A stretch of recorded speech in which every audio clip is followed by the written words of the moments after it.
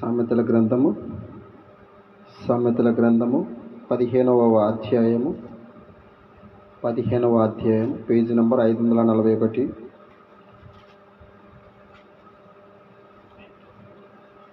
Praise the Lord. కీర్తన గ్రంథము 15వ అధ్యాయము 3వ వాక్యము. యెహోవా కన్నులు ప్రతి స్థలము మీద ఉండును. ఆమేన్. హల్లెలూయా. యెహోవా కన్నులు ప్రతి స్థలము మీద ఉండును. ఈ వాక్యం కొరకు ఒక చిన్న ప్రార్థన చేసుకుందాం. ప్రార్థన.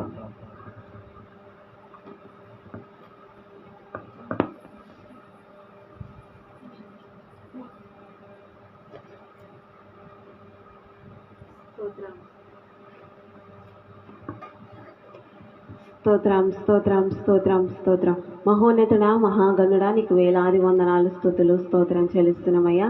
ఇంతవరకు పాటల ద్వారా నేను గణపరిచేందుకు, వాక్యం ద్వారా నైనా నిన్ను స్తుతించి ఆరాధించి మా నోటి నుండి నేను ఆరాధించే కృప ధన్యత కలుగచేసిన తండ్రి, నీకు స్తోత్రం చెల్లిస్తున్నామయ్యా.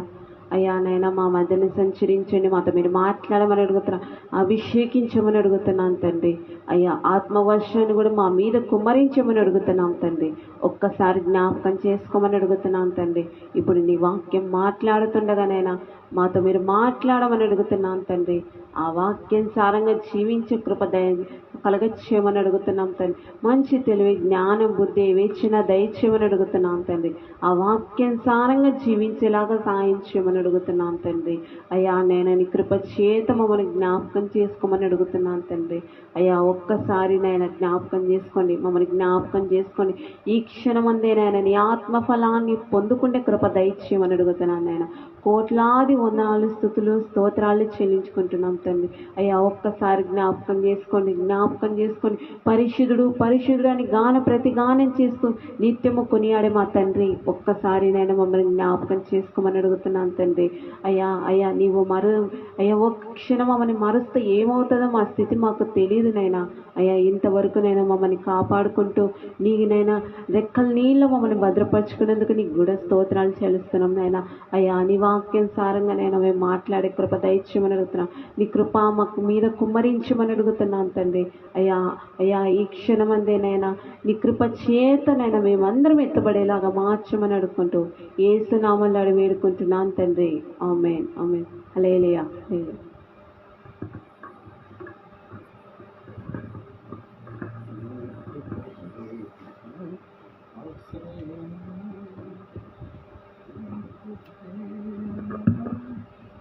Praise the Lord. హల్లెలూయా హల్లెలూయా. ప్రభువైన యేసుక్రీస్తు వారి నామమున మీ అందరికీ వందనాలు. యేసయ్యకి స్తోత్రాలు. హల్లెలూయా. ఈ పూట వాక్యాన్ని ధ్యానం చేసుకుందాం. 15వ అధ్యాయము 3వ వాక్యం. సామెతల గ్రంథం. యెహోవా కన్నులు ప్రతి స్థలము మీద ఉండును, చెడ్డవారిని మంచివారిని అవి చూచుచూ ఉండును. హల్లెలూయా.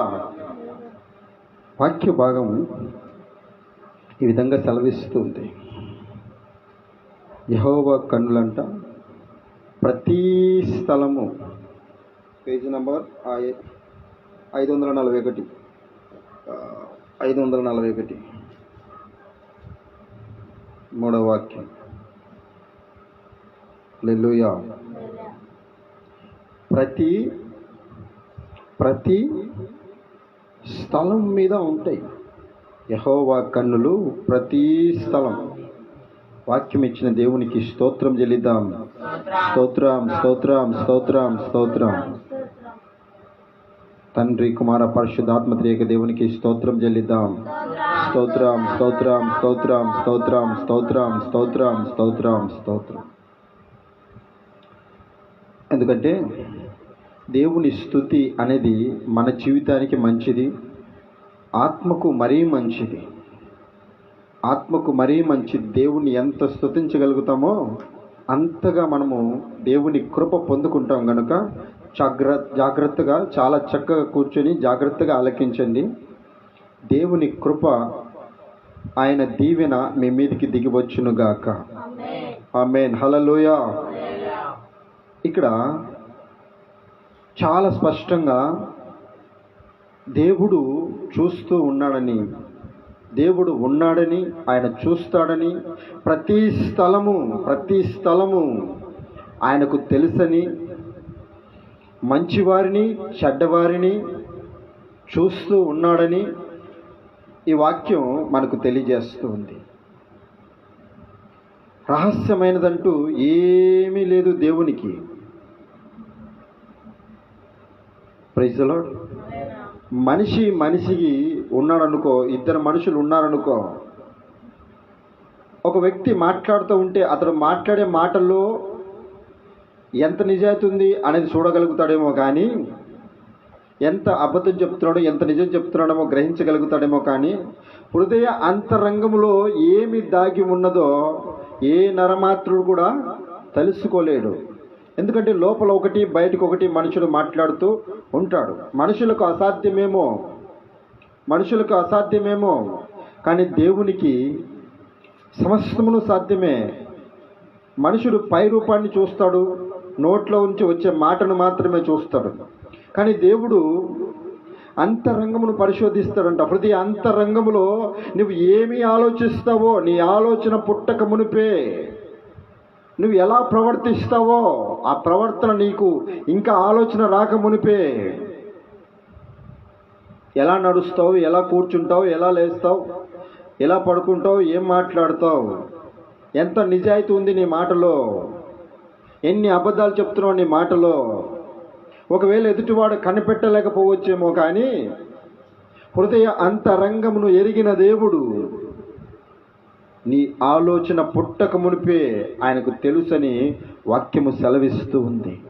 హల్లెలూయా. అందుకని దేవునితో జాగ్రత్తగా ఉండాలి. దేవుని సన్నిధికి పోయినప్పుడైనా జాగ్రత్తగా ఉండాలంట. హల్లెలూయా. ప్రతి స్థలం మీద చూస్తాయంట. ఎక్కడ చూస్తాయి, ఎప్పుడు చూస్తాయి, ఎందుకు చూస్తాయి అన్న ఆలోచన ఒకసారి కనుక మనం ఆలోచన చేయగలిగితే, ఒకసారి సొలొమోను మహారాజు దేవుని మందిరమును కట్టి ముగించిన తర్వాత ఒక ప్రార్థన చేస్తాడు. అయ్యా, ఇదిగో నా తండ్రితో నువ్వు చేసిన ప్రమాణం, నీ కుమారుని చేత నేను ఒక మందిరాన్ని కట్టిస్తానని నువ్వు ప్రమాణం చేశావు కదా, ఇదిగో ఆ మందిరం పూర్తయిపోయింది, ఇందులో వచ్చి ఉండండి ప్రభు అని ఆకాశమందున దేవునికి ప్రార్థన చేశాడు. ఆకాశమందున దేవునికి ప్రార్థన చేశాడు. ప్రార్థన చేస్తే ఆ ప్రార్థన విన్న ఆ దేవుడు సర్వోన్నతుడైన దేవుడు, సర్వశక్తి కలిగిన దేవుడు, నిన్న నేడు నిరంతరం ఏకరీతిగా ఉన్న దేవుడు, సజీవు లెక్కలో ఉన్నవాడు, సజీవుడుగా పిలువబడుతున్న దేవుడు అంటాడు, సొలొమోను, నువ్వు కట్టిన మందిరం చాలా బాగుంది, మంచిది, ప్రజలందరూ కూడా దాని కొరకు కష్టపడ్డారు, శ్రమపడ్డారు, నువ్వు కూడా ఇంటికి వెళ్లకుండా ఇక్కడే నిలిచి మందిర పనులన్నీ చక్కగా జాగ్రత్తగా చూసుకున్నావు, మంచిది. అయితే నన్ను వచ్చి అక్కడ ఉండమంటున్నావు కదా, నేను ఎలాంటి వాడినో తెలుసా? సర్వోన్నతుడైన దేవుడును, సర్వశక్తి కలిగిన దేవుడను. ఆకాశములు నన్ను పట్టజాలవు, ఆకాశములు నన్ను పట్టజాలవు. నీవు కట్టిన మందిరం నన్ను పట్టజాలగలుగుతుందా? నేను ఆ మందిరంలో ఉండగలుగుతానా అని అడుగుతాడు. సొలొమోనుని దేవుడు అడుగుతాడు. ఆకాశము నా సింహాసనము, భూమి నా పాదపీఠము అంటాడు. ఆకాశములు పట్టజాలని నన్ను నువ్వు కట్టిన ఆ మందిరంలో ఉండమంటున్నావు, నన్ను పట్టజాలగలుగుతాయా అని అడిగితే, ప్రభువా, మరి ఈ మందిరం కట్టిన తర్వాత నువ్వు ఈ మందిరంలో లేకపోతే ఈ మందిరంలో ప్రార్థన చేసేవారి పరిస్థితి ఏమిటి? వారి యొక్క సమస్యలు కానీ, బాధలు కానీ, వాళ్ళ సంతోషమైన, బాధ అయినా, ఆనందమైన, మరి ఏదైనా కావచ్చు, నీ సన్నిధిలోకి వచ్చి నీకు చెప్పాలంటే నువ్వు అక్కడ ఉండాలి కదా. నువ్వు అక్కడ లేకపోతే ఎవరికి ప్రార్థన చేయాలి? ఏమని ప్రార్థన చేయాలి? వినేవాడు నువ్వే అక్కడ లేకపోతే ఎలాగయ్యా అని అడుగుతాడు. అప్పుడు ఆకాశమందున దేవుడు చక్కని మాట చెప్తాడు. ఆకాశమందున దేవుడు చక్కటి మాట చెప్తాడు. ఏంటంటే, ఇదిగో ఈ మందిరం మీద నువ్వు కట్టావు కదా, నేను దావీదుతో చెప్పినట్లుగా నువ్వు కట్టావు కదా, ఈ మందిరం మీద నా కనుదృష్టి నిలుపుతాను. ఆమేన్, హల్లెలూయా. నా కనుదృష్టి నిలుపుతాను. ఈ మందిరంలోకి ఎవరు వస్తారు, ఎందుకు వచ్చారు, ఎప్పుడు వచ్చారు, ఏ ఉద్దేశంతో వచ్చారు, ఏ కోరికతో వచ్చారు, ఏమి ఆశించి ఈ మందిరానికి వచ్చారు, వారు చేస్తున్న ప్రార్థన కానీ వారు వచ్చిన స్థితిని కానీ నేను చూస్తూ ఉంటాను. నేను చూసే దేవుడను. వారి ఈ మందిరం మీద నా కనుదృష్టి నిలుపుతాను.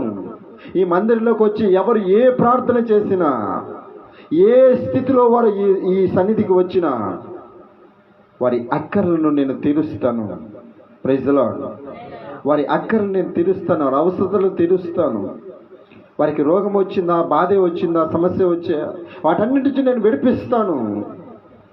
నిరంతరం నా కనుదృష్టి ఈ మందిరం మీద ఉంటుంది. హల్లెలూయా. చక్కని దేవుడు, చూడగలిగిన దేవుడు, వినగలిగిన దేవుడు. దేవుని మందిరంలో నువ్వు ప్రార్థన చేసేటప్పుడు ఆయన కనుదృష్టి నీ మీద ఉంటుంది అని మరొక్కసారి తెలియజేస్తున్న దేవుడు ఆయన. అందుకని దేవుని మందిరానికి పోవునప్పుడు నీ ప్రవర్తన జాగ్రత్తగా చూసుకొనుము. జాగ్రత్తగా చూసుకొను. దేవుని మందిరం అంటే అదొక పవిత్ర స్థలం, పరిశుద్ధమైన స్థలం. పరిశుద్ధుడైన దేవుడు సంచరించేటువంటి ఆ స్థలములో నువ్వు జాగ్రత్తగా ప్రవర్తించాలి. అల్లరితో కూడిన ఆటపాటలు అక్కడ ఉండకూడదు. అల్లరితో కూడిన ఆటపాటలు అక్కడ ఉండకూడదు. నీలో పాపమును ఉంచుకొని, దోషమును ఉంచుకొని, అతిక్రమములు దాచిపెట్టుకొని నువ్వు ఆయన సన్నిధిలోనికి వస్తే నీవు ఏమాత్రము దీవించబడవు. ఏమాత్రము దేవునికి ఇష్టడుగా, ప్రియమైన వారిగా మార్చబడలేరు అన్న సంగతిని మర్చిపోవద్దు అని దేవుడు చెప్తున్నాడు. ఎందుకంటే నీవు అక్కడికి వెళ్ళినప్పుడు దేవుడు చూస్తాడు అని తెలియజేస్తున్నాడు. పరిశుద్ధుడైన దేవుడు నిన్ను చూసినప్పుడు నీవు పరిశుద్ధంగా ఉండాలి అని కోరుతూ ఉన్నాడు. నీలో పాపం ఉంటే ఒప్పుకొని విడిచిపెట్టు. దోషం ఉంటే నాకు తెలియచే పరిహరిస్తాను. అతిక్రమం ఒప్పుకొని విడిచిపెట్టగలిగితే నేను నిన్ను వర్ధిల్ల చేస్తాను అని దేవుడు తెలియజేస్తూ ఉన్నాడు. హల్లెలూయా. ఆకాశమందున్న దేవుడికి నీ మీద ఎంత ప్రేమ చూడు. ఆకాశమందున్న దేవునికి నీ మీద ఎంత ప్రేమ చూడు. నువ్వేదో స్తుతిస్తావని, నీవేదో దేవుని గణపరుస్తావని ఆయన ఆశించి నీ యొద్దకు రాలేదు. ఒకవేళ స్తుతించాలి అని ఆశపడితే, ఒకవేళ గణపరచుకోవాలని ఆశపడితే ఆకాశములో కోటాను కోట్ల మంది దేవదూతలు ఉన్నారు. దేవుని స్తుతించే వాళ్ళు, దేవుని గణపరిచే వాళ్ళు కోటాను కోట్ల మంది ఉన్నారు. యెషయా గ్రంథంలో మాట ఉంటుంది. వాళ్ళందరూ ఏకస్వరముతో దేవుని సన్నిధిలో దేవుని మహిమను చూడలేక, ఆ మహిమను చూడలేక 2 రెక్కలతో ముఖాన్ని కప్పుకొని, 2 రెక్కలతో పాదములు కప్పుకొని, 2 రెక్కలతో ఎగురుతూ పరిశుద్ధుడు, పరిశుద్ధుడు, అతి పరిశుద్ధుడని త్రియేక దేవుణ్ణి వాళ్ళు ఆరాధన చేస్తున్నారు. కోటాను కోట్ల మంది దేవదూతలు, పరలోక సైన్య సమూహం అంతయు కూడా పరిశుద్ధుడు, పరిశుద్ధుడు, పరిశుద్ధుడు అని అతి పరిశుద్ధుడిని ప్రతి గానములు చేస్తూ ఉంటే ఆ యొక్క శబ్ద ధ్వనికి గడప కమ్ముల పునాదులు అదిరిపోయాయి, వణికిపోయాయి అని వాక్యం తెలియజేస్తుంది. సజీవుడైన దేవుడు, శక్తి కలిగిన దేవుడు, సర్వశక్తిమంతుడైన దేవుడు, సర్వశక్తి కలిగిన దేవుడు నిన్ను గుర్తించాడు అంటే అది నీ జీవితం యొక్క గొప్ప భాగ్యమనే చెప్పాలి. స్తుతులపైన ఆశీనుడైన దేవుడు, మహామహిమతో నివసించగలిగిన దేవుడు నీ మీద తన కనుదృష్టి నిలిపాడంటే అది నీ జీవితానికి ఒక గొప్ప భాగ్యం. నీవు స్తుతిస్తేనే దేవుడికి ఏదో ఒరుగుతుందని కాదు. నువ్వు లేకపోతే ఎంతోమందిని దేవుడు సృష్టించుకోగలడు. కానీ నీకు అవకాశాన్ని ఇచ్చాడు. ఈ భూమి మీద నిన్ను కలుగు చేసినప్పుడు దేవుడు నిన్ను ప్రేమించిన వాడై నిన్ను ప్రేమించిన దేవుడు నీకు ఒక అవకాశాన్ని ఇస్తూ, నిన్ను ప్రేమించి ఒక దిశలో ఒక దశలో నిన్ను ఆశీర్వదించాలి, ఉన్నత స్థితిలో చూడాలని దేవుడు కోరుకొని నిన్ను ప్రేమిస్తూ నీ ఎద్దుకు దిగి వస్తే నువ్వేం చేస్తున్నావు? పట్టుమని 10 నిమిషాలు కూడా ప్రార్థన చేయలేని స్థితిలో ఉన్నారు. ఒక పాట పాడి రెండో పాట అంటేనే ముఖం చిట్లిస్తూ ఉంటారు. దేవుని సన్నిధిలో గడగడ వణకాల్సింది పోయి ఇష్టం వచ్చినట్లుగా నడుస్తూ ఉంటారు, ప్రవర్తిస్తూ ఉంటారు. జీవాధిపతిని దేవుడు చూస్తున్నాడన్న ఆ యొక్క సంగతిని కూడా మరచిపోయి తమ యొక్క గొప్పను చూపించుకునే దానికి వస్తారు, తమ యొక్క హుందాతనాన్ని ప్రదర్శించుకునే దానికి వస్తారు. వేసుకునే బంగారు కానీ వెండి కానీ వస్త్రాలు కానీ వెలగలిగిన వస్త్రాలు కానీ చూపించుకునే దానికి వస్తారు. ఎవరు చూడాలి? చూసే దేవుడు పైన ఉన్నాడు. ఏమి చూస్తాడు? హృదయాన్ని చూస్తాడు. ఎందుకు చూస్తాడు? నిన్ను బాగు చేసేదానికి, నిన్ను ఆశీర్వదించేదానికి.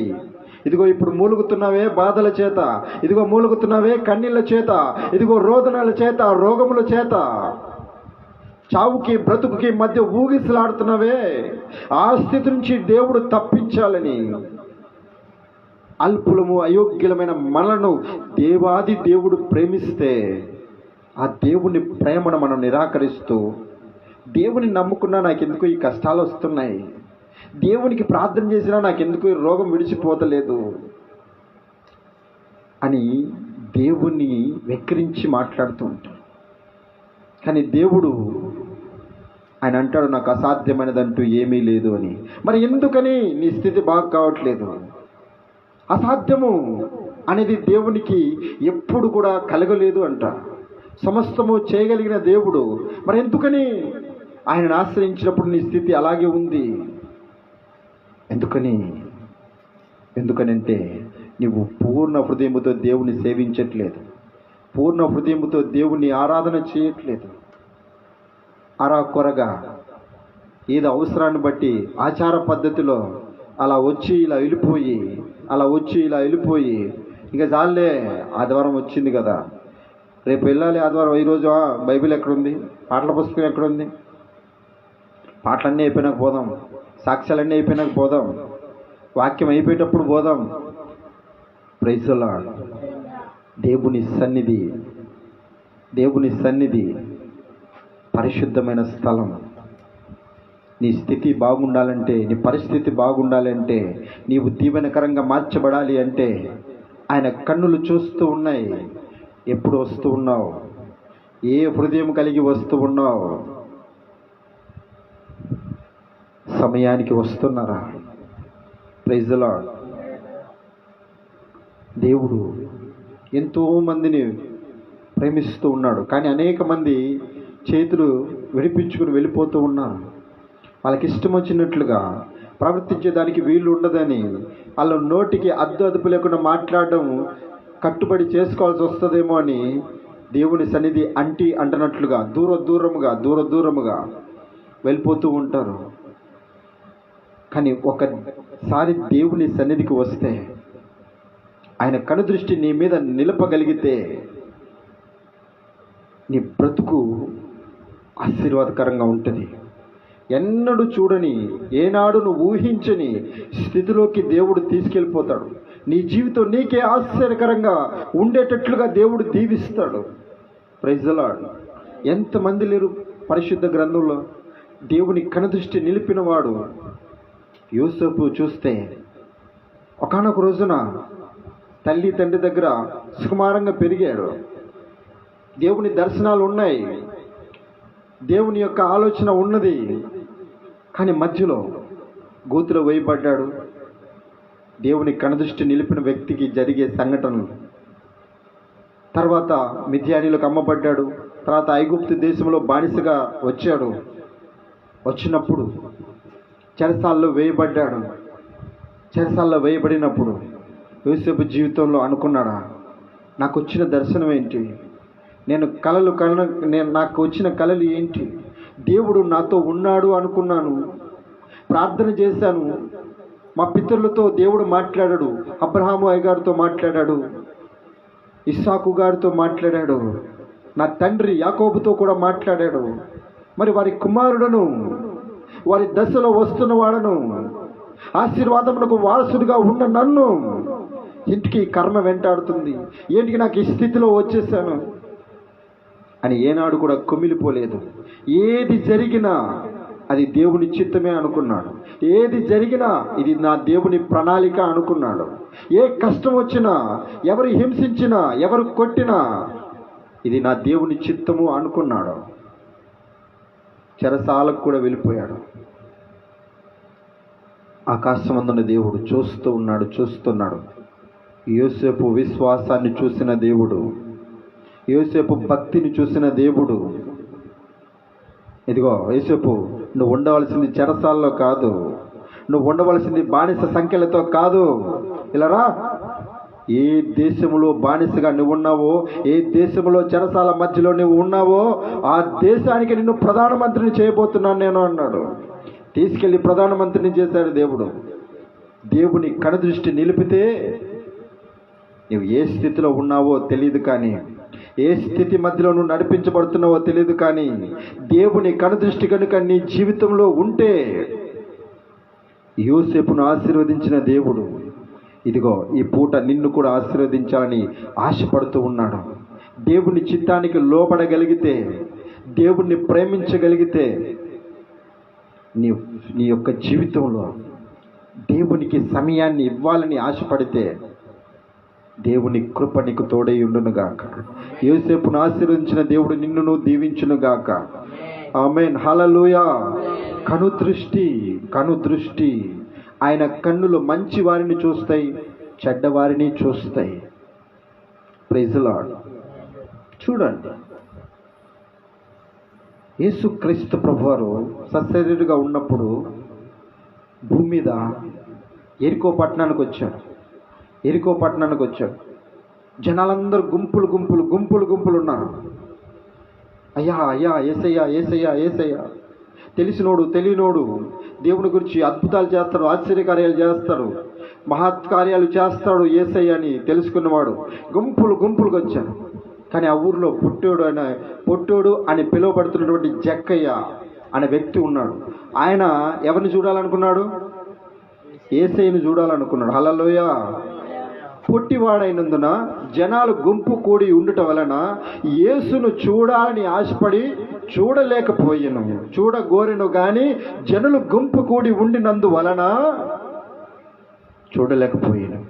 అయితే యేసు ఆ త్రోవను రానై ఉన్నాడని ఎరిగి ఒక మేడి చెట్టు ఎక్కి యేసయ్యను చూస్తున్నాడు. దావన వస్తాడు, యేసయ్యను చూస్తానని చూస్తా ఉన్నాడు. నిజానికి చెప్పాలంటే యేసుక్రీస్తు ప్రభువారు వచ్చింది ఆ పట్టణం వారి కోసం కాదు, ఆ ప్రాంతం వారి కోసం కాదు. వచ్చింది ఎవరి కోసం అంటే జక్కయ్య కోసం. హల్లెలూయా. యేసయ్య జక్కయ్యను చూశాడు. ఆయన స్థితిని మార్చాలని కోరుకున్నాడు, ఆయన ఆశీర్వదించాలని కోరుకున్నాడు, అబ్రహాము కుమారుడుగా పిలిపించబడాలి అని కోరుకున్నాడు యేసయ్య. ఆ ఊర్లో అందరూ అతను చూస్తే దుర్మార్గుడు, అన్యాయస్తుడు, అక్రమకారుడు, ప్రభుత్వం విధించిన విధానం కంటే ఎక్కువగా మా దగ్గర ఆస్తిని లేకపోతే పన్నులు వసూలు చేస్తున్నాడు, అక్రమంగా వసూలు చేస్తున్నాడు, దుర్మార్గుడు, వీడు ఎందుకు పుట్టాడో, వీడు పుట్టకపోయినా బాగుండు అని అంటున్నారు. చాటున, ఎదురుగా అనట్లేదు. Praise lord. చాటున అంటున్నారు, చాటున జక్కయ్యని గురించి. కానీ ఈ జక్కయ్యలో పైరూపాన్ని చూశారు జనాలు. యేసయ్య జక్కయ్య హృదయ అంతరంగాన్ని ఎరిగాడు. Praise lord. ఆశపడ్డాడు దేవుని గురించి తెలుసుకోవాలని, తెలియజేసేవాళ్ళు లేక అతడు ఆ స్థితిలో నడిపించబడుతూ ఉన్నాడు. యేసుక్రీస్తు జక్కయ్యను చూసేదానికి వచ్చాడు. మేడి చెట్టు క్రింద నిలబడిన యేసయ్య తల ఎత్తి చూడగా జక్కయ్య కనపడ్డాడు. Praise lord. జక్కయ్య కనపడ్డాడు. ఎందుకు ఆ స్థితికి వచ్చి నిలబడ్డాడు యేసయ్య అంటే జక్కయ్య కోసమే వచ్చాడుగా. జక్కయ్య మీద తన కనుదృష్టి నిలపబడింది కదా, అందుకే వచ్చాడు. జక్కయ్య, చెట్టు పైన ఏం చేస్తున్నావు? దిగు, నేను నీ ఇంటికి రావాల్సింది ఈరోజు, నీ ఇంట నేను బస చేస్తాను అన్నాడు యేసయ్య. Praise lord. రెండో మాట మాట్లాడలేదు జక్కయ్య చెట్టు పైన.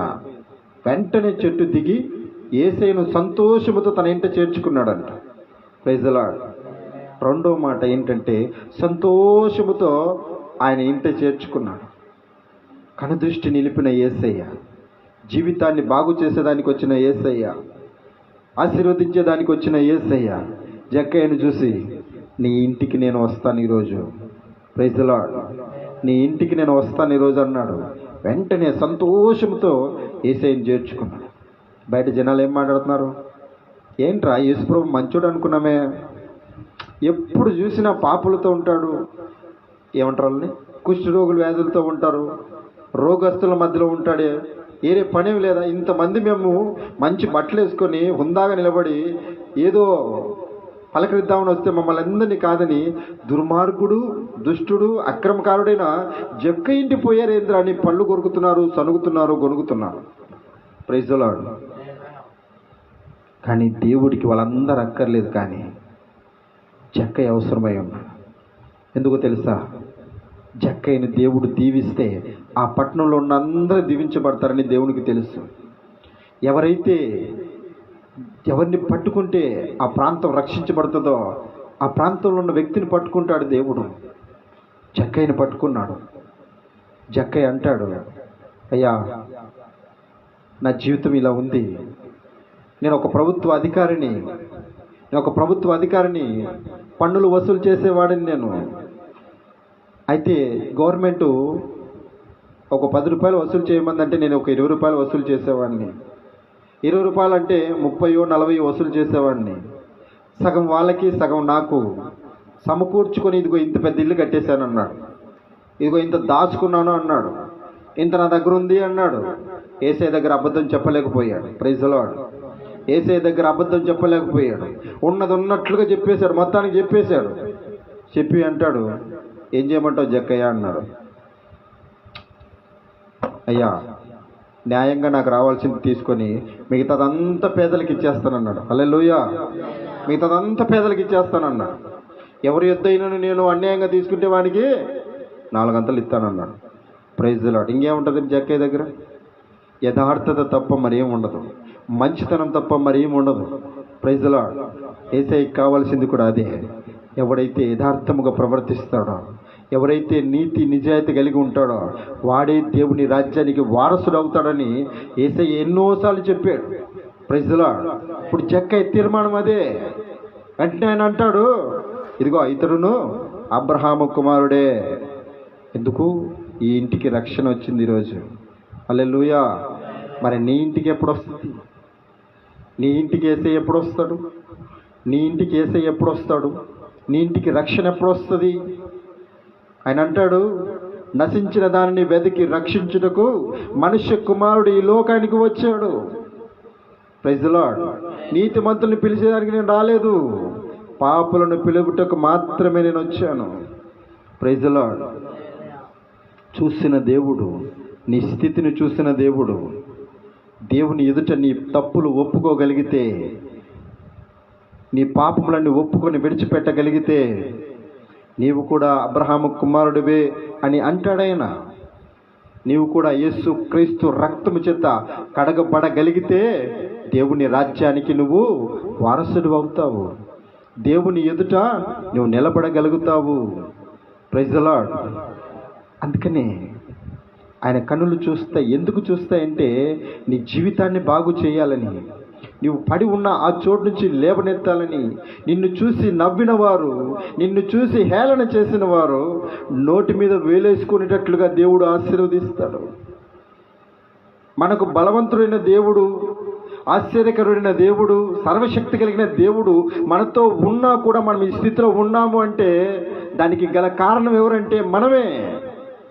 మన పాపపు స్థితిని ఒప్పుకొని విడిచిపెట్టం.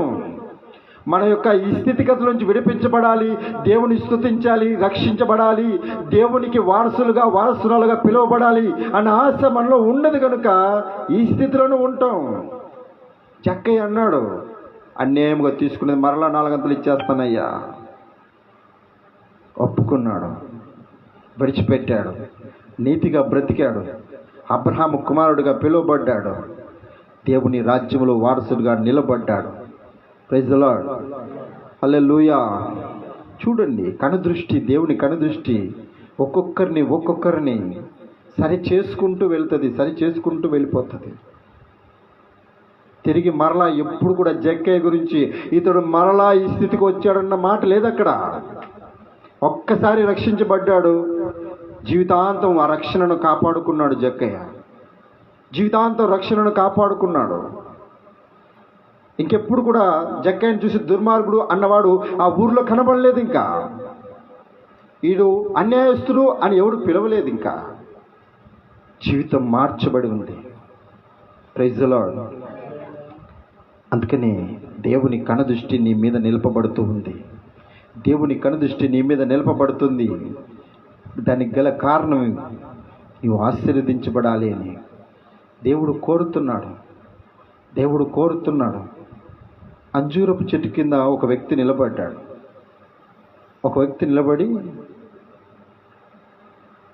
నజరేతు నుండి ఏదైనా మంచిది రాగలదా అని ఎదురు చూస్తున్నాడు. Praise the Lord. అప్పుడు ఒక ఆయన వచ్చి, హలో, ఏసై పిలుస్తున్నాడు నిన్ను రా అన్నాడు. ఏసై పిలుస్తున్నాడు నిన్ను రా అన్నాడు. ఏసయ్య ఎవరు? నజరేతు వాడు, నీకు తెలీదా? నజరేతు వాడా? నజరేతు ఏదైనా మంచిది వస్తుందంటే వచ్చి చూడు అన్నాడు. Praise the Lord. వచ్చి చూస్తాడు. ఏసై ఎదుటికి రాక మునిపే నతనేలో బాగున్నావా అన్నాడు. Praise the Lord. అంతకు మునుపు ఎప్పుడు కూడా నతనేయుని ఏసై చూడలేదు, ఏసైను నతనేయులు కూడా చూడలేదు. చూసి చూడక మునిపే నతనేయులు బాగున్నావా అన్నాడు ఏసై. ఒకంత ఆశ్చర్యం. నా పేరు ఎలా తెలుసు?